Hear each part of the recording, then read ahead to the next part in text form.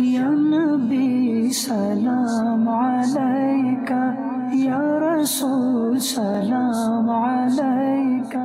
کوئی یہ کہے کہ سرکار صلی اللہ تعالیٰ علیہ وآلہ وسلم کو دور سے پکارنا شرک ہے، کیونکہ دور کی آواز تو اللہ تعالیٰ سنتا ہے، اس کے بارے میں آپ کیا فرمائیں گے؟ اللہ پاک دور کی آواز سنتا، یہ تو تصور ہی بالکل غلط ہے۔ اس پر کوئی حکم لگے تو لگے کفر و شرک کا۔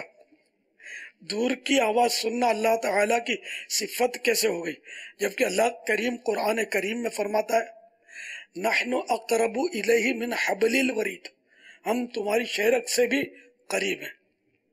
تو اللہ تعالیٰ کے لیے نہ کوئی فاصلے ہیں، نہ کوئی سمت ہے، نہ کوئی جسم ہے۔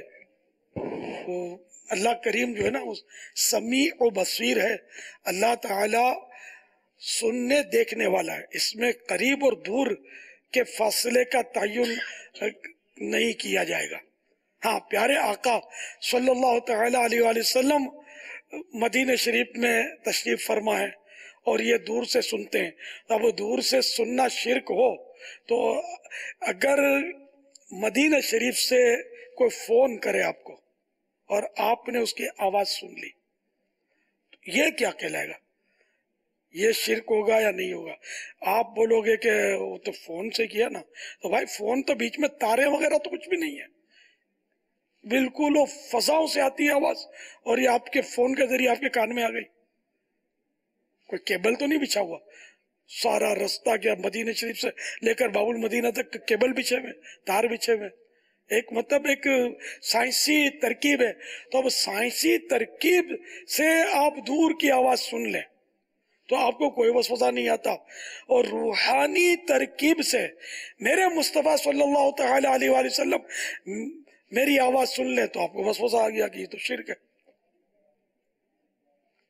دور و نزدیک کے سننے والے وہ کان، اعلیٰ حضرت رحمت اللہ تعالی علیہ فرماتے ہیں دور و نزدیک کے سننے والے وہ کان، کان لالے کرامت پہ لاکھوں سلام۔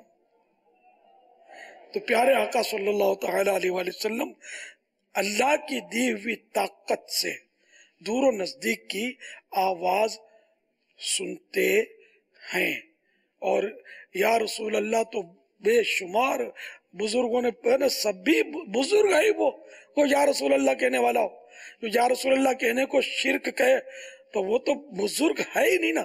جو کروڑوں مسلمانوں کو معاذ اللہ مشرک کہہ رہا ہے، کافر کہہ رہا ہے، وہ کہاں سے بزرگ آ گیا؟ پہنچا ہوا ہے تو ہوگا، شیطان تک پہنچا ہوا ہے، مان لیا پہنچا ہوا، شیطان تک پہنچا ہے، اللہ تک تھوڑی پہنچا ہے۔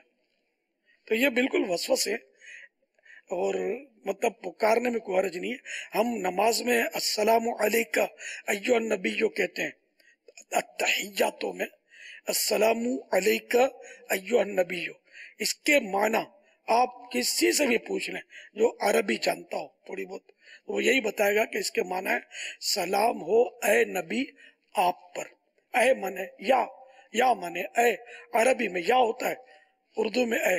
اب السلام علیکہ ایھا النبی، آپ بولیں گے اس میں یا تو نہیں ہے، اصل میں یہاں ویسے ہی یا موجود ہے مخاطب کا۔ جی، السلام علیکہ بھی ہے، اور اصل میں ایو کا صیغہ بھی ہے، اور دوسرا یا یہاں پر یعنی پوشیدہ ہے، یہاں پر یا حذف ہے یہاں، جی۔ ہاں